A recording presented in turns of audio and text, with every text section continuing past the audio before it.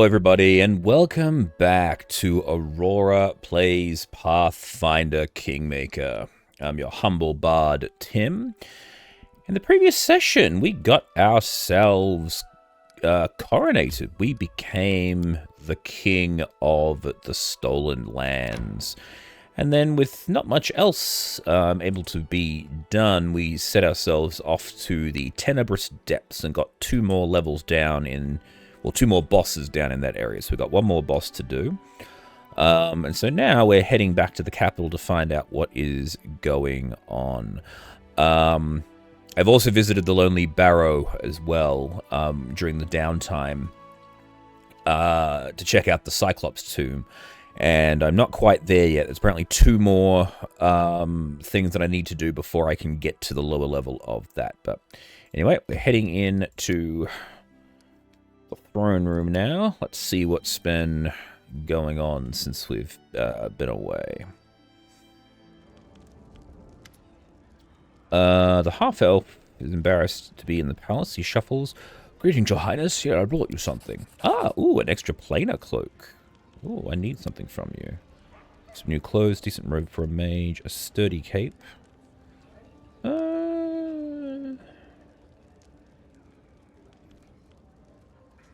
As a tailor, I'll let him just build what he wants to build. You've done so much for me, Your Highness. You clear my name of slander, freed me from jail, give me a chance to do my job with honor. Someone wiser than I would simply settle down and live a happy life, but there's a reason I was arrested in the outskirts of your domain. I don't want to discuss it here. Please come over to my village. When you have a moment, we'll talk there. Believe me, it's quite a story to tell. Oh, okay. We have a plot hook. All right. Now, I picked up a bunch of these pieces while I was out traveling as well. I'm going to see if I can actually... because I think I've got enough of the scrap leather to actually put this thing together. I bought you some relics. Got the combs, dryads, the things there. I hear tools clinking, someone laughing and chatting. I smell engine oil, burning insulation. There must be the technically. Time passes, people change. The spirit of greed and thirst for power remain here. For once own these tools, what do they want? Room magic of Thessalonian heavy spell, Cyclopses. Okay, shards of artifact. May I? Found something truly ancient. These are scraps of the armor of the saber-toothed courage, a Khalid relic. Destroyed a millennia ago. I wonder what story the forgotten artifact has to relate to us now. Now, with all the fragments, we can finally find out. These pieces of the Star Commander's glove. Gotta find 17 pieces of that. Restore the courage, please. Century by century, eon by eon, the Numerian tribes went to war without fear, without doubt, submitting themselves to Gorm's will and their own thirst for glory. This armor is much older than even Amrag himself, the ancient Amrag, that is, not the one that challenged Phrasma. What can this artifact tell us? I will infuse it with a piece of my gift and reveal its story. Okay. So it's a suit of armor. Where are we looking? Tiger stripes. The hide armor grants the wearer the ability to turn into a Silmodon at will. Wow. That sounds pretty cool. I think we have a new outfit for Amiri. All right. Well, let's go get ourselves... actually, what's the extra planar cloak all about? Okay, Summon Monster +5. Nice. Alright, let's get ourselves rest. In due time. Alrighty. So, I've gone through and I've basically re-equipped everyone else. So... Amiri's got the tiger stripes, and he's got +4 cloak of resistance. Still got the dragon slayer plate. He's got the 2 shields, however. Still got the ghost leather, which is fine. These are the main changes here, giving these guys all the cloaks, the addition braces of armor. He gets the mesmerizing robe that I picked up late in the Tenebrous Depths. Renegar's still looking pretty nasty. Just a shame I'm never going to really use him. I think that's really it. Most everything here I've got, I can basically just sell off. So let's go and trade off the stuff that I don't need, and then we'll get ourselves back on the road, I guess. But let me just drop some bits into the chest. So let's drop that in, drop that in, drop that in. Yeah, I don't think really any of these weapons are kind of worth keeping, because no one can really make any use of them. Yeah, the Heart of Valor's sort of run its course. Yep, alright, cool. Let's head back outside and get ourselves... let's leave.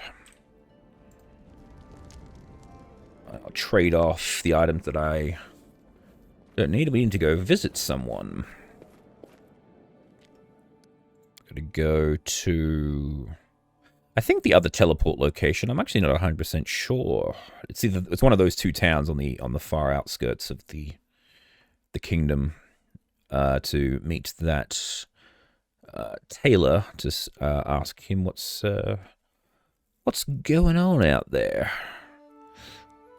And I say, hey, yeah, yeah, yeah, yeah, yeah, yeah. I said, bitch, what's going on?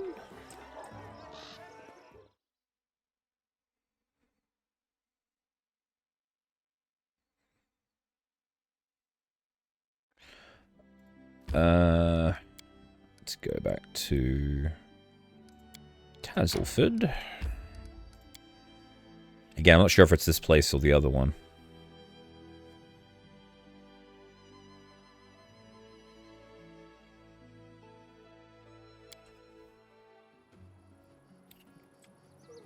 He should be just hanging out. Oh yeah, here he is. It's good to see you. How can I help you? What do you want to tell me, dude? I beg your forgiveness, your highness, for making you come all this way to our distant region. There are too many guards in the palace that were chasing me recently.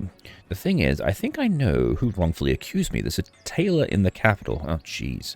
His name is Morhallen. He has a reputation of a brilliant master. So I wanted to become his apprentice, but when I went to his workshop... In his workshop, I saw things that alarmed me very much. Vests, shoes, gloves, all made from reptile skin, but the pattern was distinct.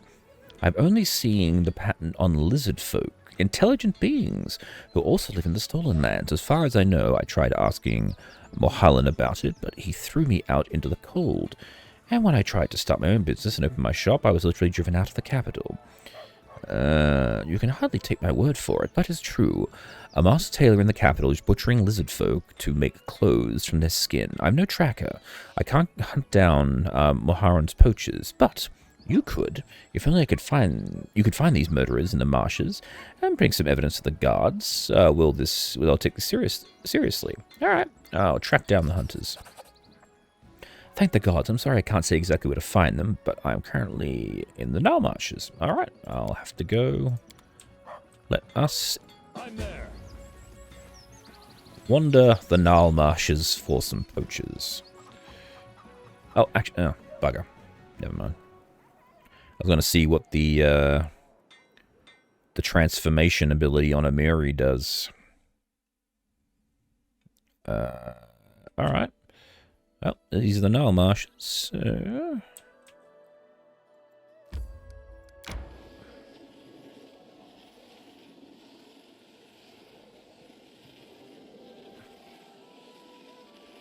My guess will be we just got to wander around until we spot them.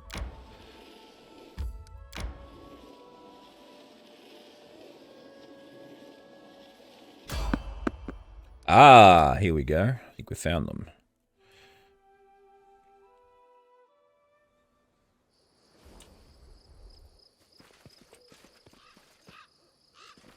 Poachers, awesome. does it matter?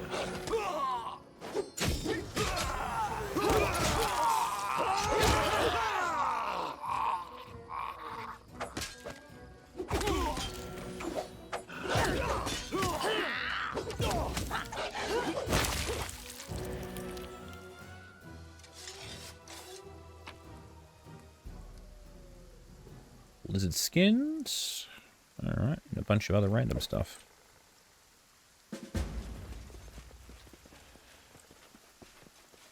Alright, we gotta go drop these back at our tailor friend's house. Not his house, his shop, I should say.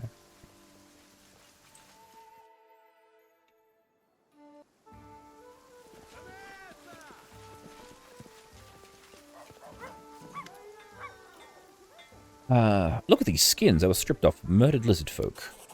They were skinned very skillfully. No doubt about it. The butchers meant to use the skills for leather work. If they were just trying to scare someone with bloody murder, they would have made more cuts, but they made the least. The butchery is clearly safe to skin. I was right. Mulan is buying the skins of lizard folk. He's a monster.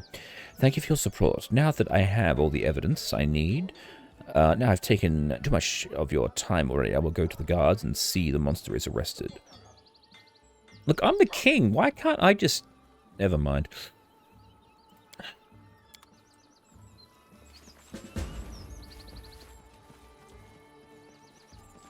We'll wait the arrest, so...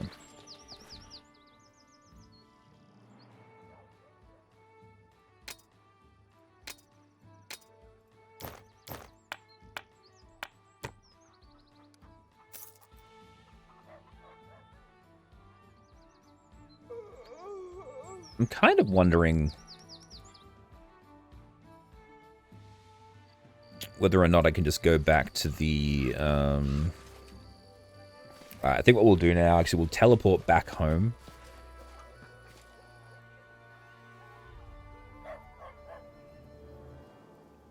And just see whether or not we can skip the story forward by going into the throne room, because generally that's how it will kick off.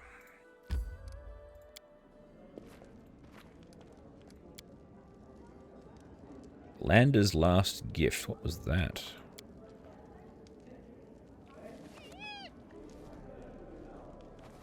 Okay. Oh, that's nice.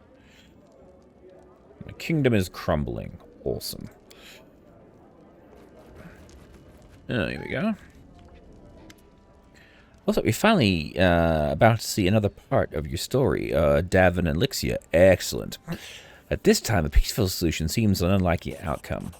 That wretched book burner sent us a message. Here you are. I hope you enjoy it.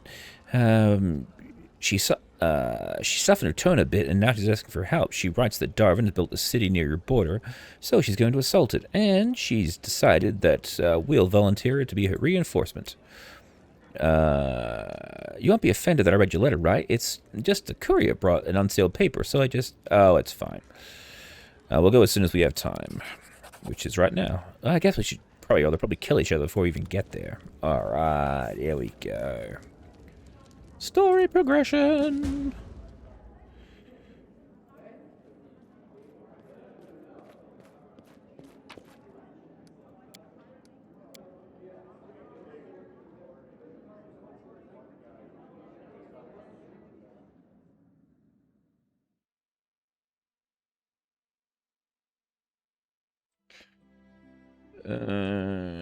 Where am I looking? See my borders, so... Ah, all the way down here. Okay.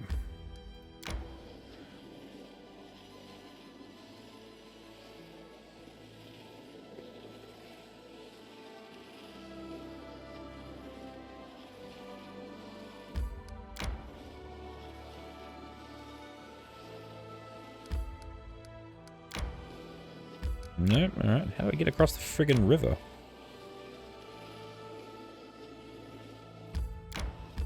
Ah. Makes sense. To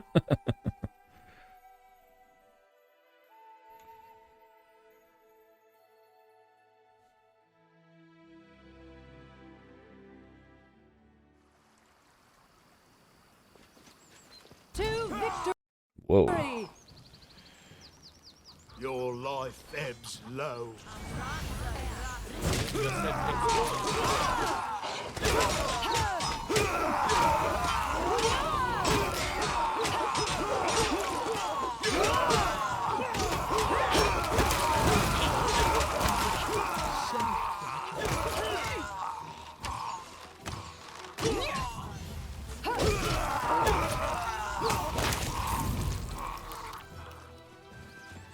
Keep moving forward, everyone. So you decided to show up after all, just in time. I may require reinforcement. Well, that's an unlucky twist, unless you would like to earn a little extra gold instead.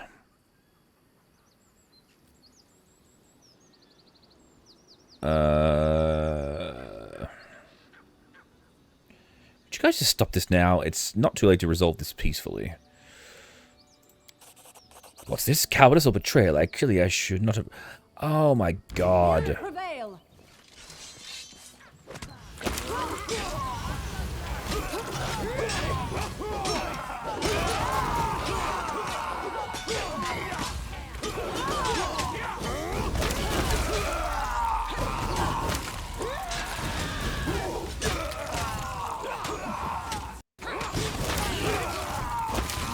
Here I am trying to actually... This Lixia person is the one person I'm trying to actually not piss off. But no matter what I do, she gets very pissed off with everything. Alright, so... Darvin, you ass. He stands over Lixia's body in silence, an expression of deep contemplation frozen on his face. A few moments later, he's grinning and brushing his hair with his fingers. You know, I've dreamt of this moment so many times. All my feelings seem burnt out. After so many years, my hunter is finally dead, and I stand over her body, making speeches full of pathos, melodramatic wisdom, and self-praise. But you know what? She deserved none of it. She who lived wickedly cannot die an honest death. First you strike a deal with me, and then you betray me, and finally you help me again. I didn't help you, she attacked me. I can't just understand you, but then any help must be repaid. Take this,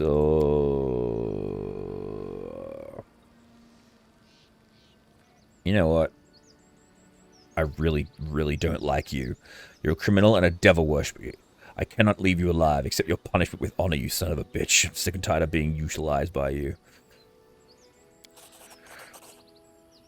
You saved me from Lixia only to kill me yourself? Why? Because I didn't want to fight her. She attacked me first.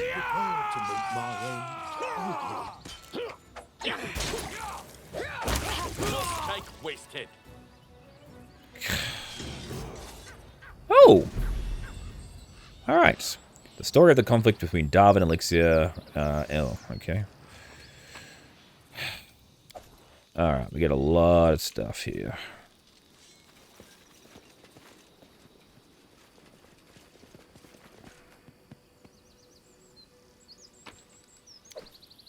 My strength fades. Man, it's a lot of good equipment here.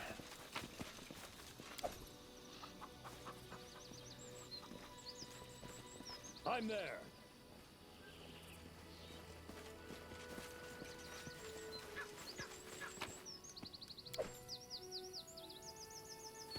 Alright.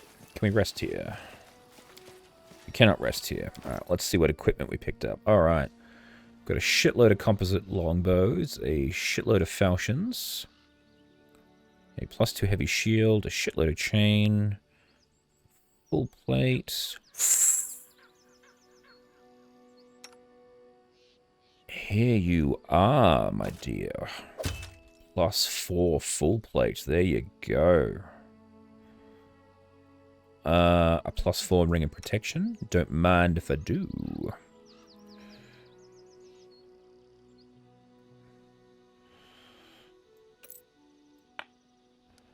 Won't work on me.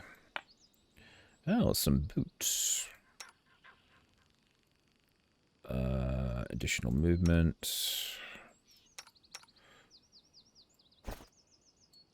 There we go. A lot of helmets. A lot of cloaks. Cloak resistance +4.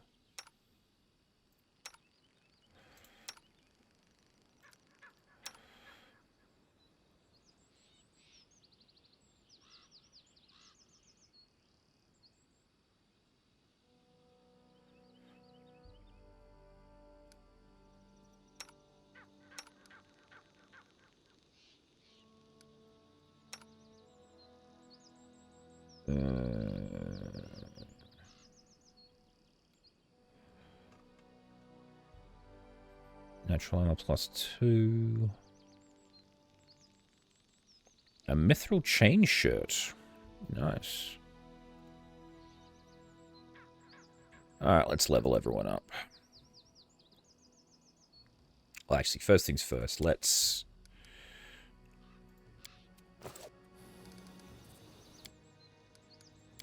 save and then level up.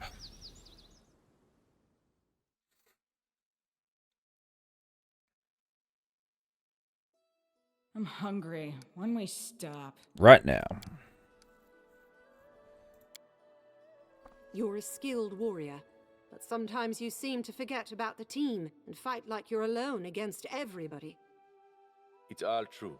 Old habits don't easily die. I've fought alone all my life.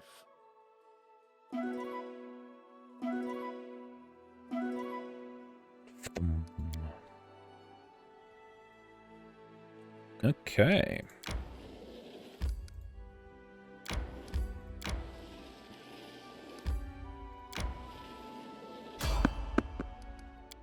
Ah.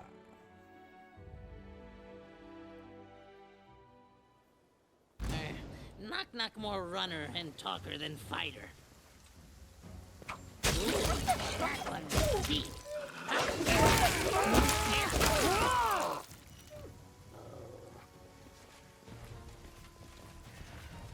It's kind of terrifying the way everyone sort of blows up when we kill them. I'm there.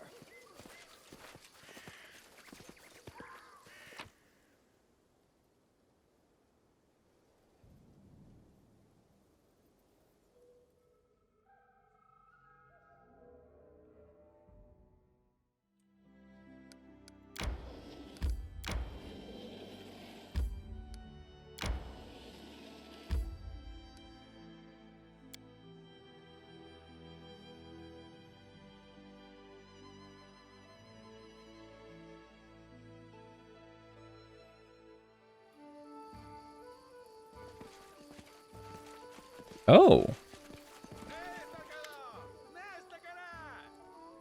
An elderly half-orc looks at you without any friendliness. His clothes are covered with spots. What are you looking at?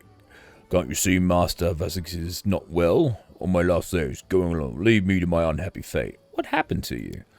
What happened? It was a calamity. I was going about my business when I fell ill, cut down by a fever. I've been burning up for 3 weeks. I thought I'd die more than once. A local merchant saved me, a kind soul, damn him. He saved me, but not for free. Took everything I had as payment, even my precious work tools and the last of my treasures. I'm useless like this. What good am I to anyone? But if I got the tools back, I'll be quite right. Oh, cool. He's an armorer. All right. Listen, I can tell you got money. Maybe you need an armor. If you help me, I'll serve you. Make formidable weapons for you. One's just, beg enemies for blood. Alright. But first, I need my tools back. What's your name? I won't distract you. Alright.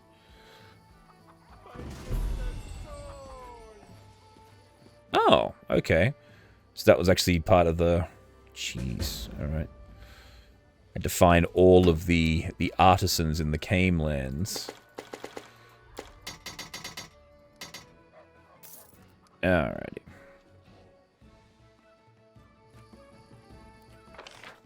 Oh, hang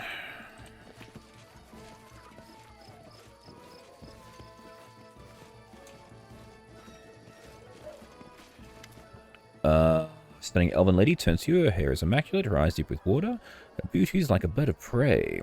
She's also heavily armored as she sees you. Her superior air fades, leaving a charming smile on her face.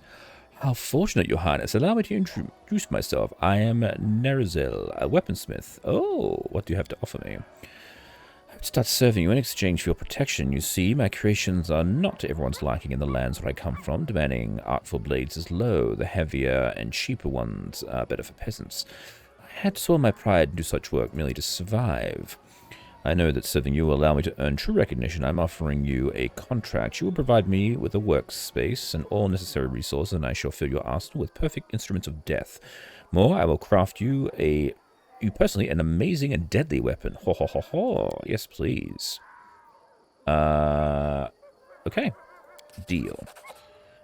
Thank you. Sign here, please. And done. All right. No one can touch a court blacksmith. I will order my apprentices to pack up my materials and take them to the new workshop, which you will kindly provide me with. As soon as I'm settled, I'll send you my people to deliver your order. Oh, okay. Patronage. We can cross that task off the list. Well, that's nice. I should have stopped by this place ages ago. Alrighty. So... Purchase from a vendor. Tools must be vendors. Purchase from the vendor and return to Vrask. Alright.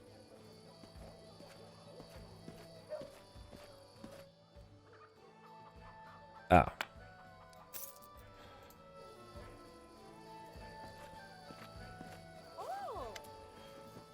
Here are your tools. Oh, can I have them back, really? Oh, thank you so much. Well, now, I'll be right. My food on the table, get rid of this damn fever, and do what I promised my children. I'll keep my promise. Give me a place to set up shop, and I'll work hard to repay you. Alright. In due time. Now, I meant to check this guy out momentarily. I forgot to do that. Nah, same old stuff. Alright. Cool.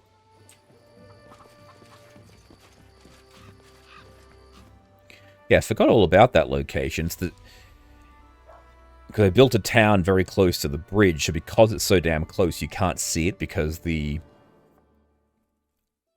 Yeah, see, the bridge over the River Gundren covers it up, but it's the shambling steps. I keep forgetting that it's actually there. Alrighty, so... Oh, I've actually got no mainline quests, it's just side quests now. Loyal servants, 10 leaders, peace for prosperity. It's time to address the council in neighboring states of clans to hungry lands. We need more leaders. Hazel's reaction was quite unexpected, and maybe she'll pay a visit to Hamsuf and said perhaps better to lie and tell her.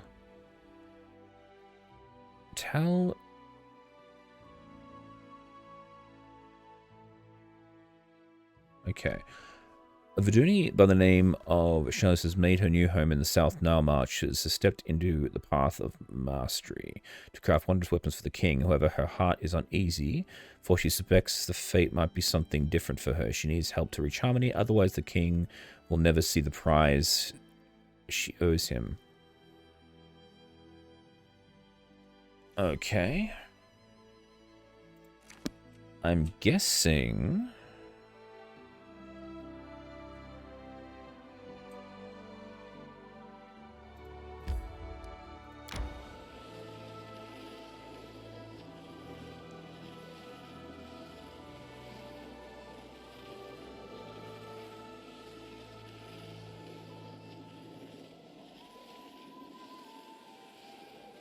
My strength fades.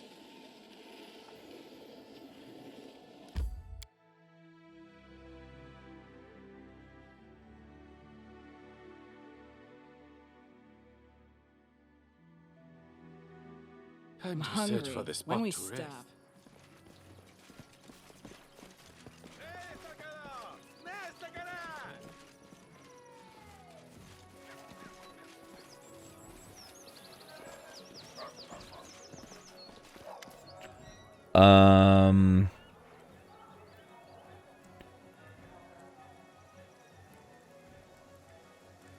Oh.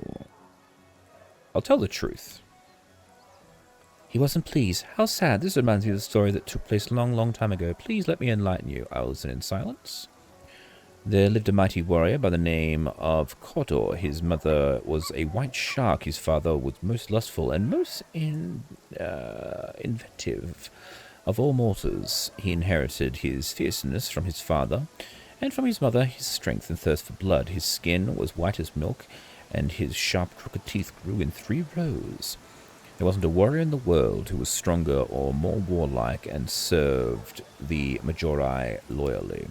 One day, Kordok defeated the poisonous dragon Sruvura, who turned rice fields into nauseating marshes, but Crocodor did not notice that Shruvara had scraped his white skin with a talon.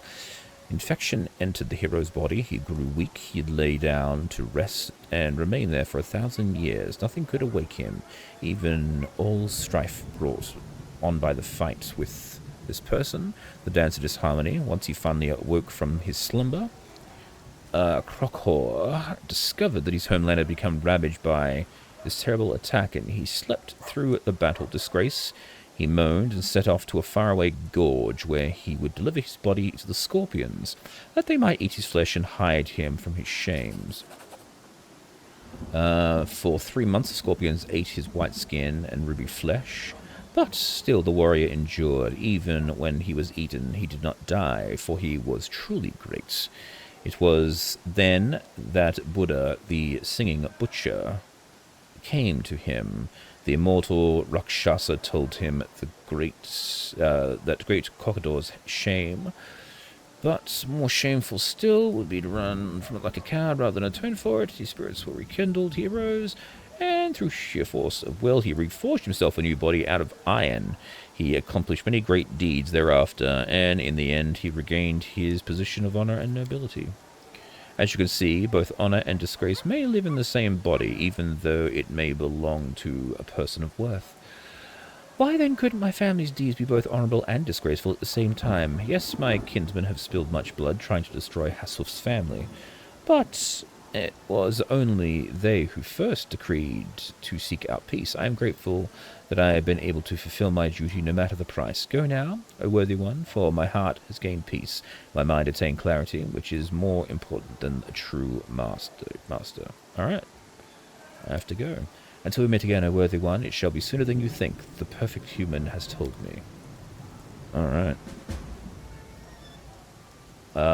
Ensure nothing distracts her. Okay.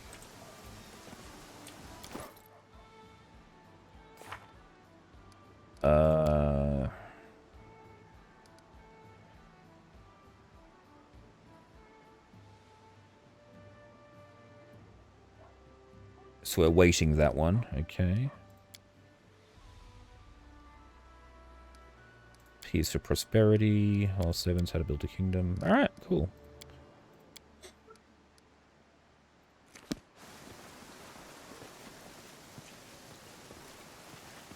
Still waiting on him to finish building the armor suit. Follow if you dare. All right.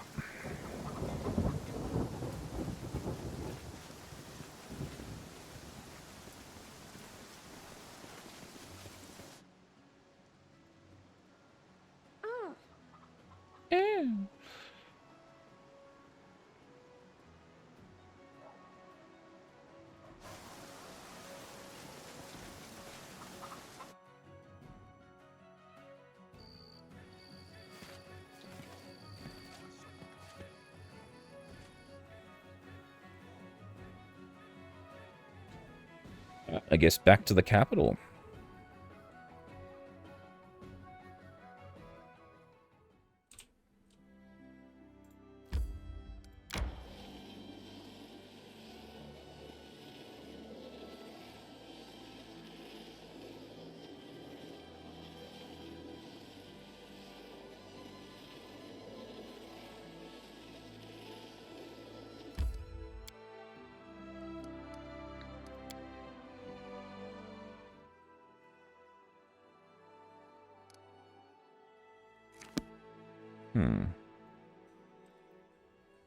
Well, I don't know that there's anything else to do out here. I might just need to skip to the next section again. Because I can't get to the Wicked Hill. The mysterious shrines, I'm guessing there's got to be more of those because there's the 5 rows. I've only been able to locate 2 of them, so I'm guessing more of them will probably be in this location here because we've got this Hemlock Hill area that I can't get access to. And so I've literally been everywhere. There's basically nothing else for me to do. I'm just waiting now. So I guess, realistically, what I should do is just head back inside. I will go back to the throne room.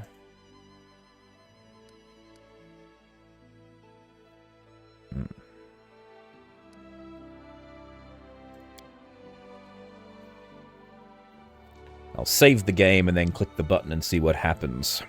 Hopefully the game doesn't...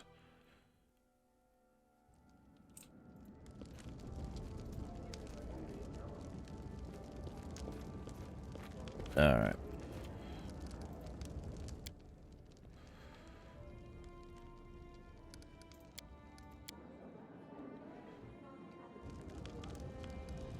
Yes, skip forward to next event. Yep, the kingdom still continues to crumble. Alright, River Tricksters. Yeah, we lost our red lights. Yes, we lost that one. Commercial advantage on that one.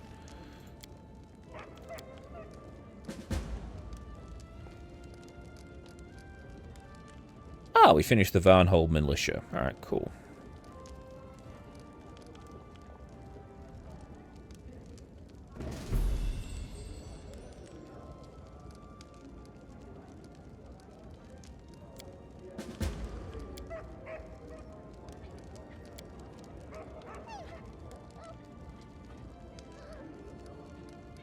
Oh, bog mischief. Alright, fine. So, what's our current build point total? Alright, so I gotta get some more build points. Good lord. Alright. What a shit show.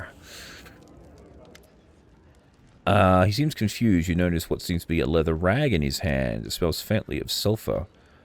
So I take it this is yours?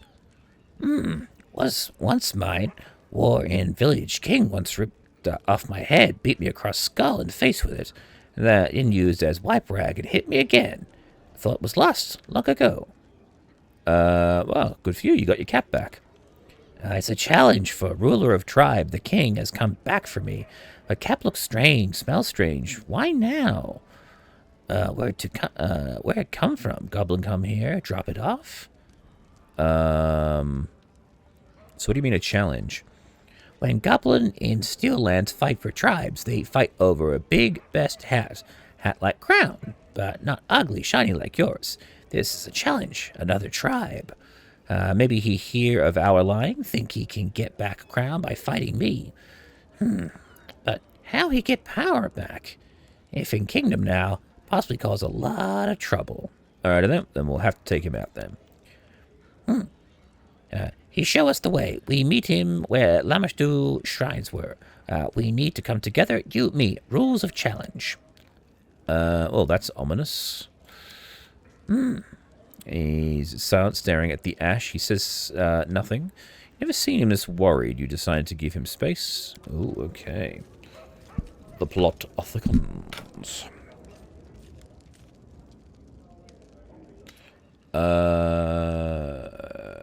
Pathetic-looking elf stands before you. My name is supposed to give a gift to Your Highness, but I'm afraid we might have a bit of a problem. Mistress Nazili was working hard on a special gift for you, but one of her apprentices, they tell, went mad after he touched the blade that was meant to be presented to you. He grabbed it and just ran off as fast as he could. Oh, okay. So what gift are you talking about?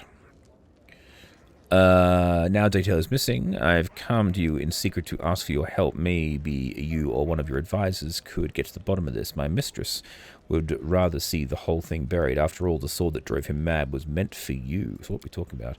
I don't know. Said I couldn't touch it, but I heard her ask Dytrell to take it to you. Does she mistreat you? No, not at all. She's the most magnificent weaponsmith I've ever met my entire life. I'm lucky she even noticed me. She made me so happy, and I wish I weren't so stupid and clumsy. Well, I'll see what I can do. Alright, gotta find a sword.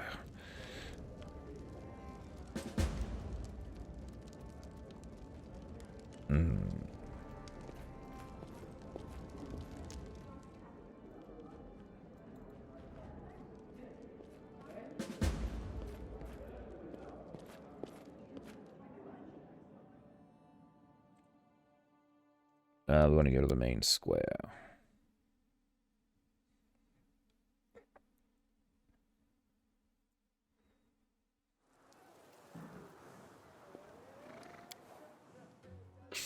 Let's go find out what is going on with my goblin friend.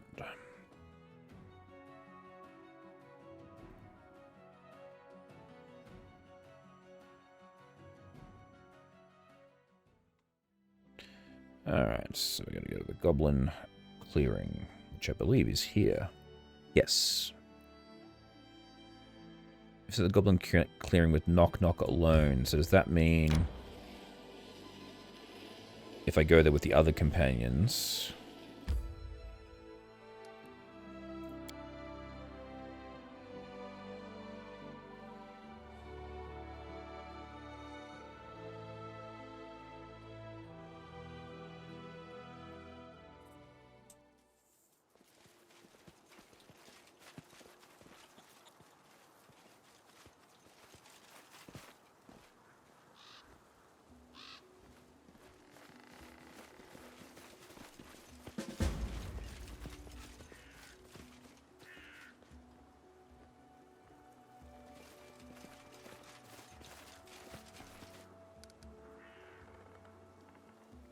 Right.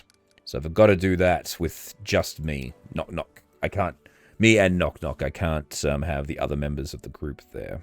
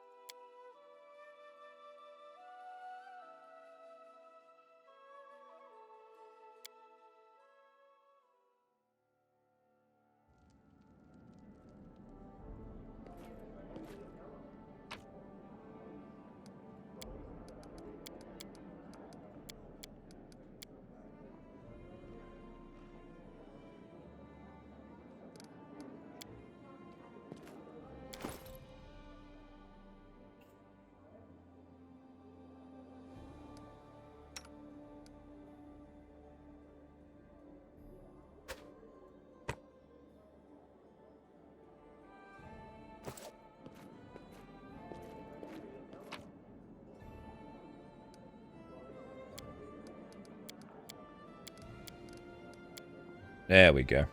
I knew that hat would be handy.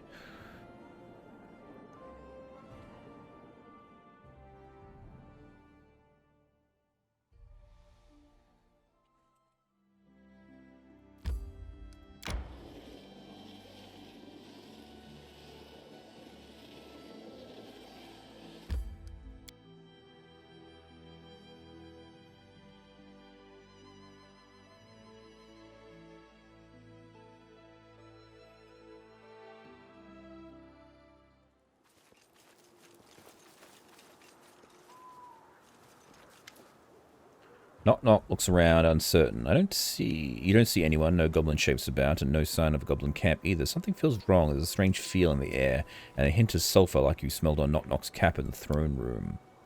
This is place, but King not here yet? Yeah, something's not right. Knok Kok nods, and as he does, you suddenly notice your surroundings melt away into trails of arid smoke, revealing a number of goblins' weapons ready. Still, while their weapons are drawn, they don't attack. They have a curious light in their eyes you haven't seen before. You take a second to realize it's determination. They don't look scared at all. Merely stand at the ready, waiting for the command to attack. Oh, here we go.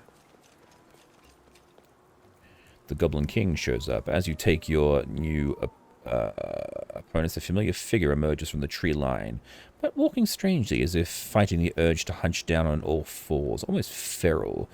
The figure looks to be the Goblin King, you recall, but something's wrong with him. It's like someone tried to cram a larger creature inside of its skin. Give me sugar in water. Knok Kok, it isn't the king. There's something that looks like him. The king approaches and stops, his face peeling back to almost demonic smile. It's not the king, but a creature wearing his shape. When you think things can't get any worse, there's a strangely familiar thundering noise, and into the clearing lumbers none other than the hill giant Knok Kok. From the smell of it, he's definitely been drinking. He stands behind the feral goblin king, his huge club at the ready, and gives a low rumble, then snarls, pounding his chest. Knok Kok say, not like us play trick on him. Him keep waiting. He's hard to wait forever for promise of drinks. It worse than getting stabbed with lace. Lance not kill him. No, Lance, not lace. Sorry. Lance not kill him, though, I guess. The king gazes at you and you feel your scalp rise as he speaks. His voice is like a rasp, like knives being dragged across plate metal. Which of you was once ruled by this ragged shape I wear? The sooner your blood coats the ground, the sooner my debt here is done. All you cattle smell alike to me, whether you walk or roast on a skewer. Debt to whom, exactly? I am a Baghest. I thought so. I was summoned at the behest of a Fae to defeat an ally of one who claims his land, weakening the false king when the time of reckoning draws near. She said it could be any I choose, so I chose the weakest one in your court. Oh, you bastard. If only to fulfill my debt all the quicker and leave this wretched place. The price was that I had to take the shape for this humiliation. What terms did you agree to? Maybe I can turn this against her and get your revenge. Failed. The wording? Do you take me for a fool? Well, you do know you're threatening the high priest and hero of Lamashtu, don't you? I didn't think Baghest would dare kill any favourite of the Great Mother. The Baghest growls low in its throat as if suspicious, and then suddenly stops sniffing the air. It advances slowly, and Knok Kok looks about to withdraw, but you clamp him in place, forcing him to remain still. It's no matter. I'll kill another. Oh, but you told her you'd kill Knok Kok, and if you don't, you'll anger her. If you do, then Lamashtu will be upset. My bet, I'd choose a Fae's anger over the mother of beasts. But you made a pact. You lie in it, I guess. Baghest falls silent. Its eyes narrow suspiciously. Its skin twitches, and its lips peel back, revealing fangs. It looks furious, but it doesn't move to attack. In fact, it doesn't seem like it can, despite the bloodthirsty look in its eyes. Instead, it gives a blood-curdling howl, ichor spitting from its maw, its claws at the ground, ripping up great chunks of earth, and swipes at you with a frenzied launch and backs away as if seeking to reach you, but unable to do so past some unseen force. Knok Kok, behind an invisible wall formed by the shrieking beast, shrinks in terror. The other goblins in the circle seem to withdraw as well, terrified. Even Knok Kok seems surprised by the infernal fit. The hill giant backs away as if from a rabid dog. Let's strike while it's frazzled. Taking advantage of the creature's mad rage, you leap to attack. The creature in the clearing falters, seeming hesitant to charge you and Knok Kok, or get anywhere near close to the tricked beast. You take advantage of the chaos and use the fear against them. Fight back. Best kind of fight. This will hurt!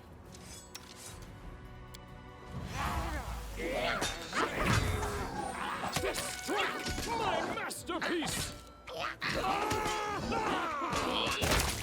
There we go.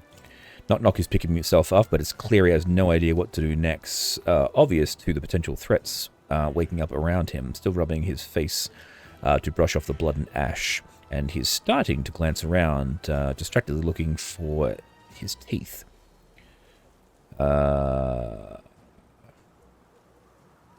Knok Kok has won, beaten your false king. All hail Knok Kok!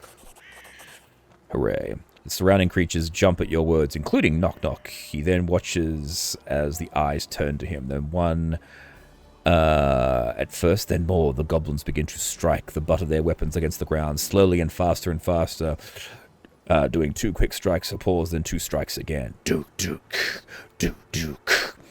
Even Knok Kok is puzzled and begins to join in, pounding the butt of his club unsteadily into the ground. Then, smiling, he pounds the club faster and faster. He must be really drunk, or really under the Baghest spell, or arguably both. Knock Knock looks enthralled. He does quarter turns looking at all the goblins worshipping him, his jaw agape. You notice he's still a bit unsteady and swaying slightly. You did it, Knock Knock. You want to be a hero? And here you are.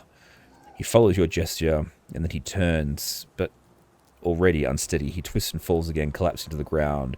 The drumming falls awkwardly silent with the gasp, then laughing from the goblins. To his credit, Knock Knock pips himself off, dusts himself off, then the drumming resumes.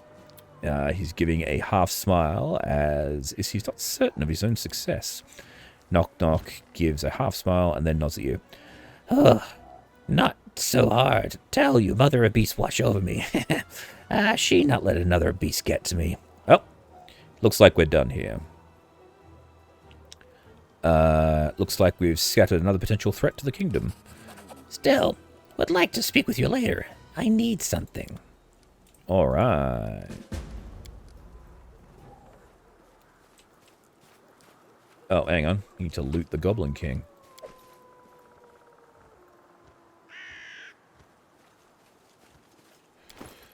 Sir, what do you have, good sir?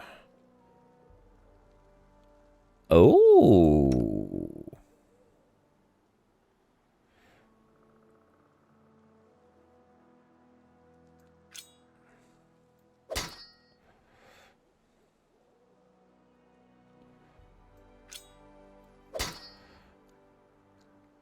So he's got a fire and an ice kukri now.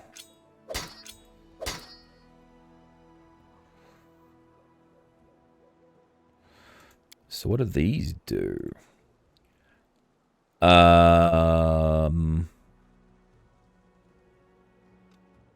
Agile, freezing.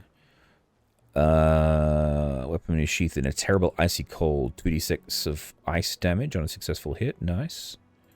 And I'm guessing 2d6 of fire damage. Nice. Very nice. Let's just do 1d6 and 1d6. Awesome stuff.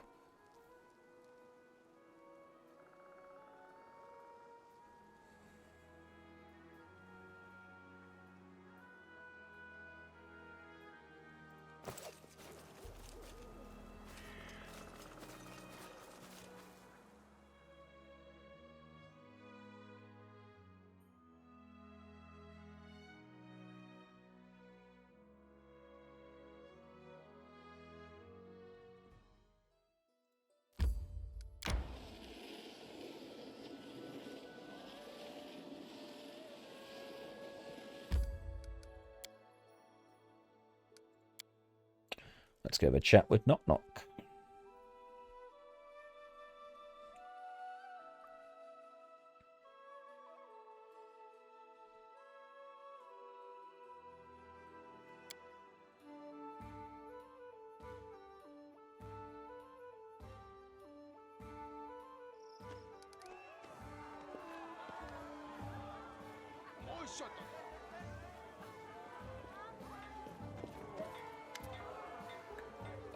Knock Knock doesn't look up as you approach. He's hunched over, hard in thought. One of his ears is even twitching slightly at the effort. What's wrong, Knock Knock? Been thinking about being a hero. If Knock Knock can even be a hero or not. You're Longshanks and Halfshanks who speak poorly, manage words, paths. But you make a big tribe, found nation, build big city. Even if city spells bad, you do great things, and Knock Knock does things, and they seem small and ridiculous. I want to do what you do, but I'm asking how. You've been more than a hero, and you've proven it. You've dealt with the mighty Muggunk, you've saved your tribe, you've erected temples to Lamishtu and survived the Goblin King twice, and won. At your words, Knock Knock straightens inch by inch until he's standing tall. He holds his breath proudly until you see his ears turn red. Then he exhales, coughing. But when his fit ends, he seems to be chewing over your words and nodding to himself. You're more a hero than most that I've met, Knock Knock. You've triumphed over a number of challenges that would have broken others. You mean Knock Knock has proved himself? Neil Knok Kok, I pronounce you hero of the kingdom. Congratulations. Knock Knock kneels down, winces as if his knee finds a rock, then shifts to a new position, accidentally facing away from you. You decide to let it go. Knock Knock, I pronounce you a hero of the kingdom, Barrier Peaks. Hold, hero of the stolen lands, and I grant you the title that can never be taken away from you. You are a fellow hero of Aurora Borealis. Rise, good sir.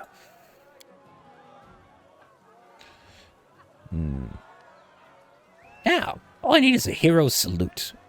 Oh, hero statue, sorry. I'll let you sort that one out on your own. Knock Knock seems lost in thought, completely happy at your acknowledgement of his role. You hope you don't regret this. All right.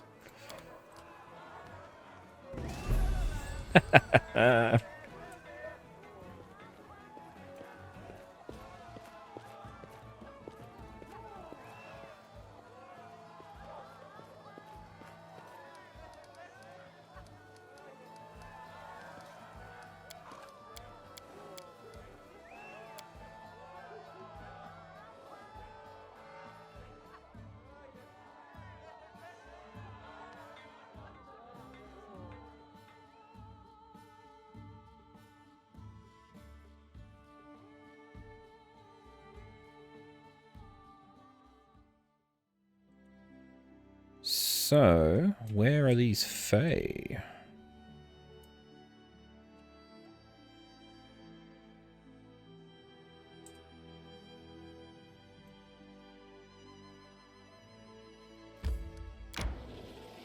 More strength fades. Right.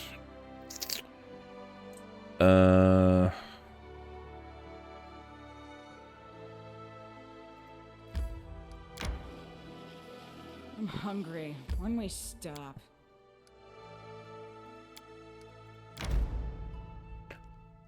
There we go. So I had a feeling it's going to be around here somewhere, but there it is. All right.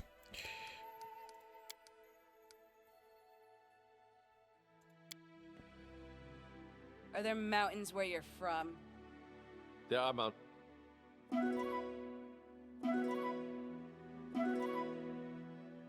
All right, we're going to kick the shit out of Fae.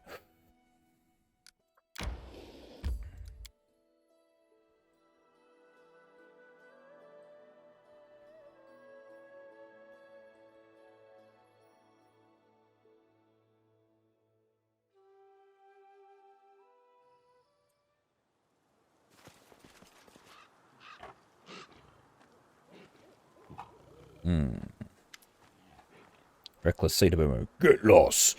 Go talk to that elf of yours, see if I care. a foul, nauseating stench of morning afterbreath permeates the glade. Fae of all sizes and shapes litter the ground, sleeping by the grass side by side, some of them scarcely closed. A drowsy satyr squints in pain and shifts his heavy gaze at you. Curses, who is it? Who's there? I'm King Aurora Borealis, and rightful ruler of these lands. Ah, I swear I could tell just by looking at your puffed-out chest. What do you want? How do you know I was puffing out my chest, you bastard? Why do you keep upsetting the locals? Some of them forget their place. We won't stand by while some pointy-eared oaf frolics with our girls. What are you talking about? I'm not bowing to you. You've not power over me. Well,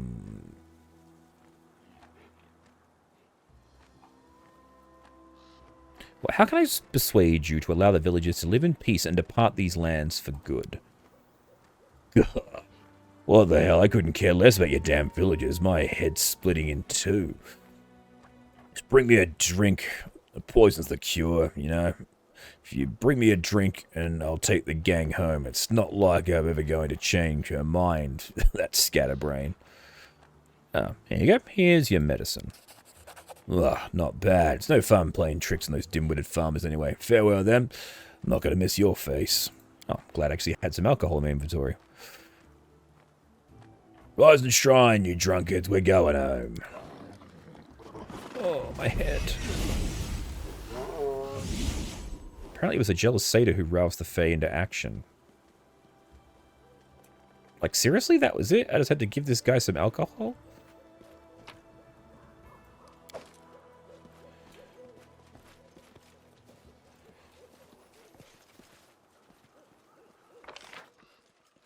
Wow.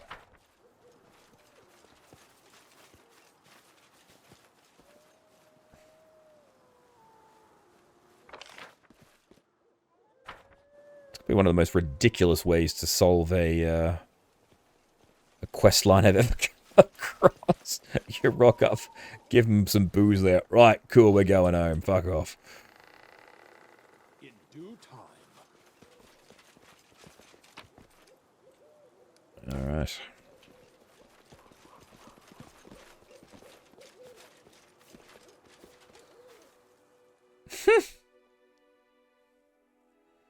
Well, there you have it.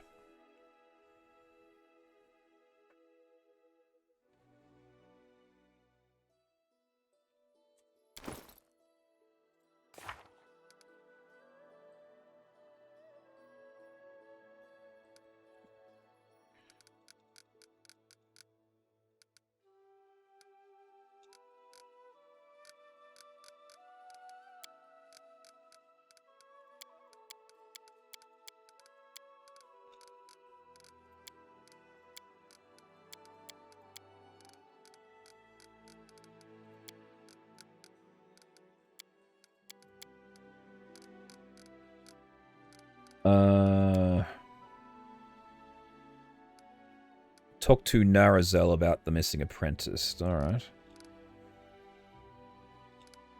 It's trying to find that actual mission, but it doesn't look like it's... Ah, here we go. Coronation. No, Betrayer's Flight.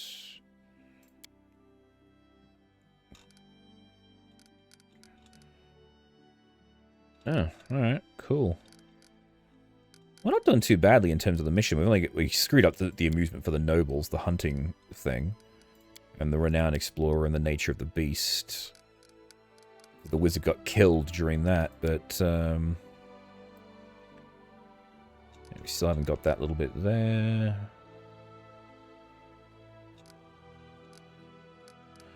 Alrighty, so we gotta go talk to Narellas.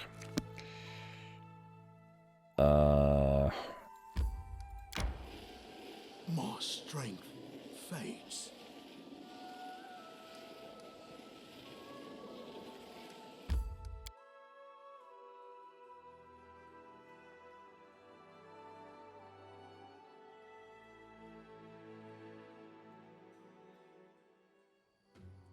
Not tired. Weak. Stomach empty. Alright. Welcome, my apprentice has just finished unpacking. I'm already up and running. All the better to serve you. I hope one of your assistants has gone missing. So humiliating that you've learned this. Something went wrong with my weapon. It was meant to be a gift for you, but Dytel went crazy as he took it. He fell into a fury and ran off. It's a faulty blade with my mark. If a faulty blade with my mark gets to someone else's hand, my reputation will be ruined. I beg your highness to help me. I don't think this idiot could have gone far. He may still be near the river. Bring back the blade. Alright. But of course, I'm sure to save Dytel, any other apprentice, if it's not too much trouble. Alright, so we gotta go to the...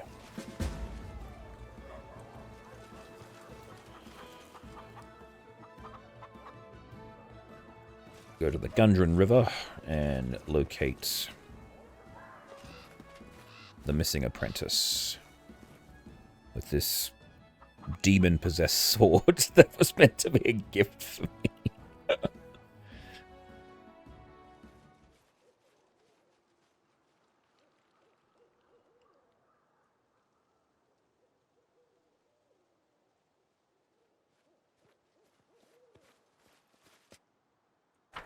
Nope, alright.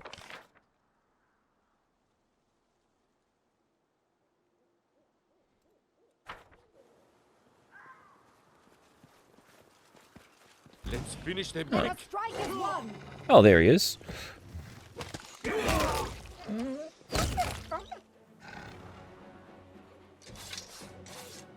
Hello, good sir.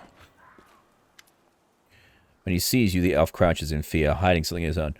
Have you come to take it? No, it's mine. Leave me alone. The precious. It's far too valuable. You can't own it. I'm the only one who can. Do you hear me? I'm the only one who can protect it. Everyone else wants it for themselves, but I'm not giving it away. I've been hiding. I can hide it from you too. Don't come any closer. I'm a friend, don't get me wrong. No, that's the thing, is playing tricks with your mind. You must give it to me. Yes, it's bad. It's poisoned my mind. Cling, cling, cling, cling. Oh, good Lord, it's finally over. The damned blade took my sanity. I never expected Mistress Nazelle to create such a monstrosity. Let her find herself another assistant. The cursed thing nearly cost me my life. Oh. A cursed sword. Alright.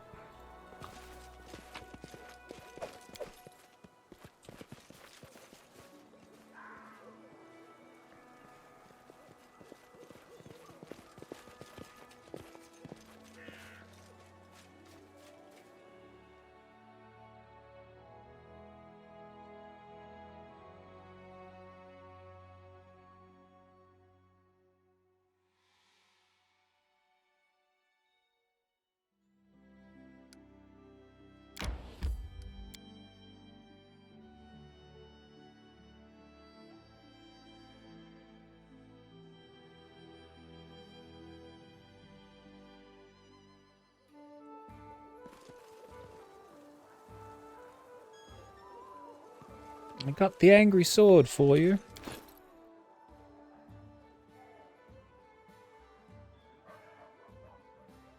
Ah, it's just an ordinary blade now. Alright.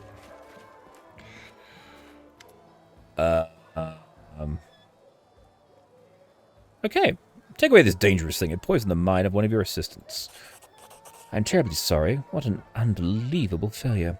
Oh, we never allowed a faulty blade to get into your hands. That's what we need quality control for, right? I promise you'll receive the gift. Please, give him some more time. I hope the items I send with Citrine will fend off boredom while you wait for the arrival of a true masterpiece. Alright. I have to go. Alright.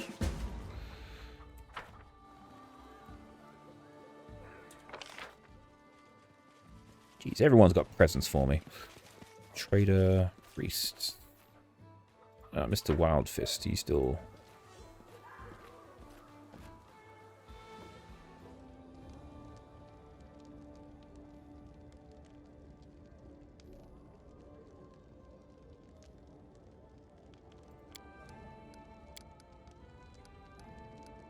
Alright.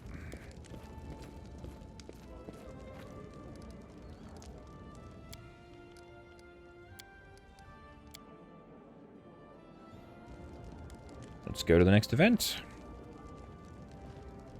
Oh.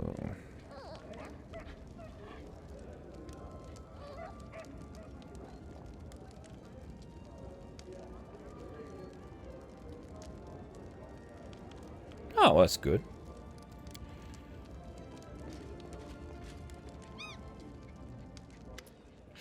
Your Highness, there's something transpiring outside the city. You may want to go yourself. It seems your goblin ally has been industrious again and fashioned some sort of something.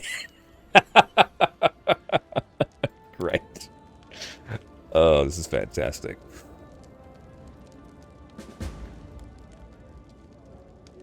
Check on the commotion in the goblin clearing. Hell yes.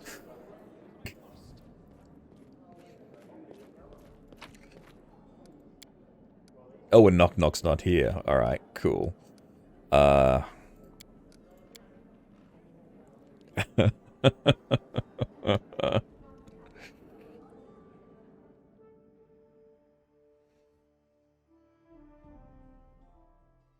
Time to search for the spot to rest.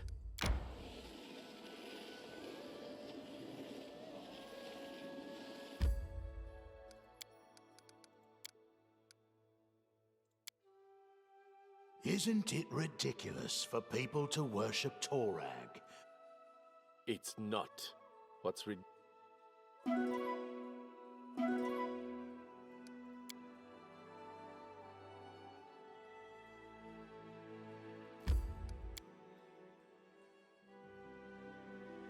I love how Jihad keeps coming out. Oh, that goblin of yours is getting into all sorts of trouble.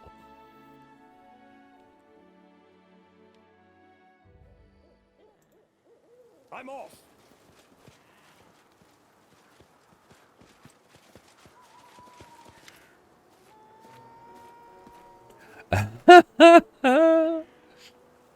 Knok Kok is standing proudly regarding the statue before you. The statues are strangely ghastly and majestic at the same time. Two figures fashioned from cobbled bits of stone, wood, and something that might either be mud, plaster, or, judging by the spells, something from a system. The statue on the right looks vaguely like a giant version of Knok Kok, and the other looks to be something, maybe a human, but it is of equal height to the figure on the left. Broken glass from what you can strongly suspect might be from the castle window rings the human figure's head like a crown. As you study the two odd statues, he notices you and smiles. You built a statue of yourself right near the city. No, look harder. Harder, see? Two heroes. Me, big hero, with the other, smaller big hero. He nods at the ramshackle crown figure on the right. You, both of us, heroes together. He nods and then continues as he says it. All heroes have statue, but no inscriptions. Words. Ugh. All right, I like it. Of course you like it. It's perfect.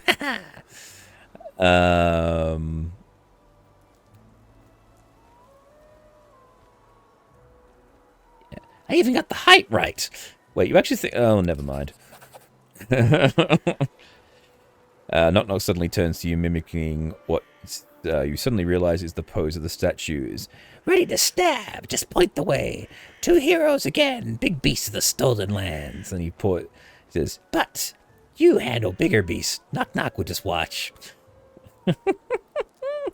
It's perfect. Knok Kok is true hero. Now this be King Knok Kok meeting other king. Oh, you're happy Knok Kok allows him to travel with him.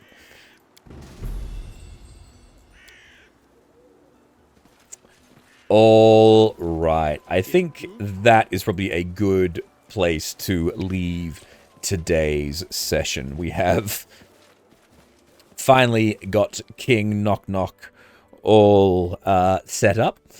And so, yeah, it's just really a matter of just waiting to see what actually happens. I mean, again, I don't even know if there's going to be any other events. We may actually have already been in the end game for this game. After you become king, it's just building the kingdoms. But we'll see what happens in the next session. But for now, thank you all very much for watching. Please remember to like and subscribe. I have been your humble bard, Tim, and be sure to come back for the next session of Aurora Plays Pathfinder Kingmaker. Bye!